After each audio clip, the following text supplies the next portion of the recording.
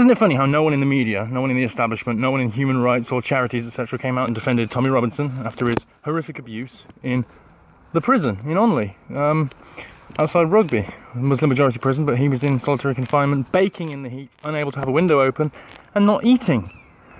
So he endured torture for 2 months, and no one was there to say anything. Not Amnesty, not Reporters Without Borders, not anyone. And the left and all the Soros groups like Hope Not Hate, the most hate-filled people, the most hate-filled tweets I've ever seen. They say things like, Stephen Yaxley Lennon did this. To which I say, well, that means as much to people as saying Reginald Dwight did this when you're talking about Elton John. Curtis Jackson has this. Oh, 50 Cent you mean? Eminem. Is Marshall Mathers. Shock horror. No, it's a conspiracy theory. Oh, someone has a different name. It's amazing. It's never happened before in showbiz. So they go around using this name Yaxley Lennon like it means something to people. Well, they don't know him as that. They know him as Tommy Robinson. That is the name that people will recognise. That's why their attempts to discredit him by not using his name Tommy Robinson won't work, because people won't know who they're talking about. But there's something even more interesting going on in this country with the Labour Party being accused of anti-Semitism, and now Jeremy Corbyn saying he's going to take a stand against it. Well, the problem is, some people's definition of anti-Semitism include criticism of Soros. Even though Soros was originally called Schwartz because he was Jewish, he renounced his Judaism and now says he's an atheist. He actually was responsible for the killing of Jews and confiscating of their property during the war. He got rich by short selling and crashing international markets. He became the man who broke the Bank of England. He bought up the media. He redefined all the propaganda about himself. He's made himself out now to be a great humanitarian. He has tentacles in every single pie around the world, whether it's Antifa, whether it's MoveOn.org, whether it's, you know, undoing Brexit, undoing the democratic election in America, putting the Maidan in Ukraine. They admitted they were involved in that. Every little thing. Macedonia, Russia, China.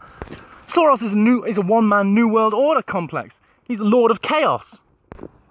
But unfortunately, he has his respecters because people on the right always cite him as the problem.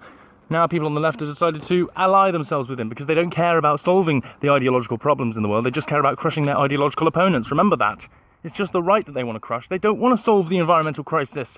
They don't want to solve the economic crisis. They don't want to solve the humanitarian crisis or the fact that the wealth in the world has been concentrated into fewer and fewer hands. They don't want to solve any of that anymore. They just want to crush the new Nazis. And in so doing, they have become the new Nazis.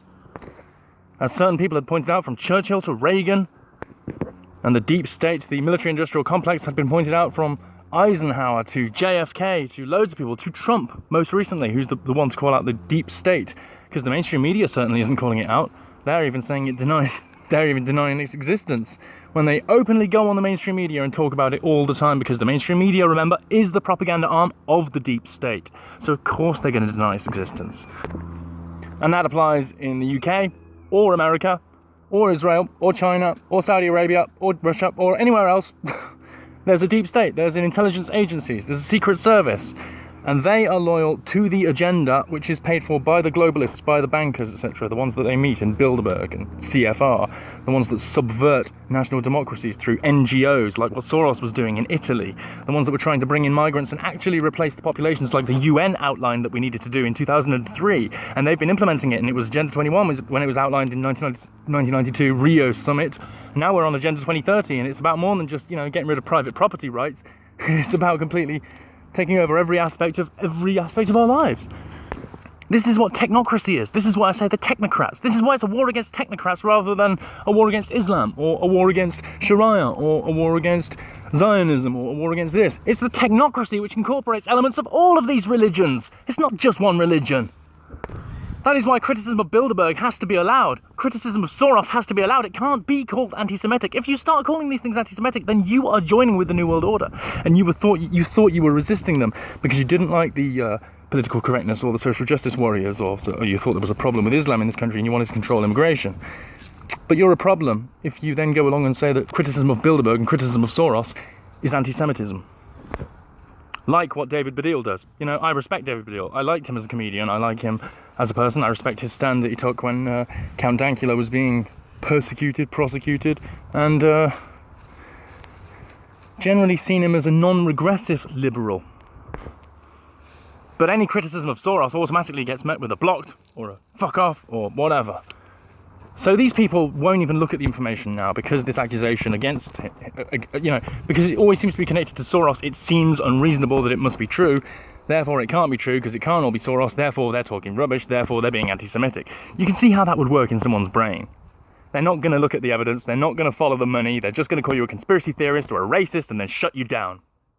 That is what they do. That's what they've been doing, and that's why.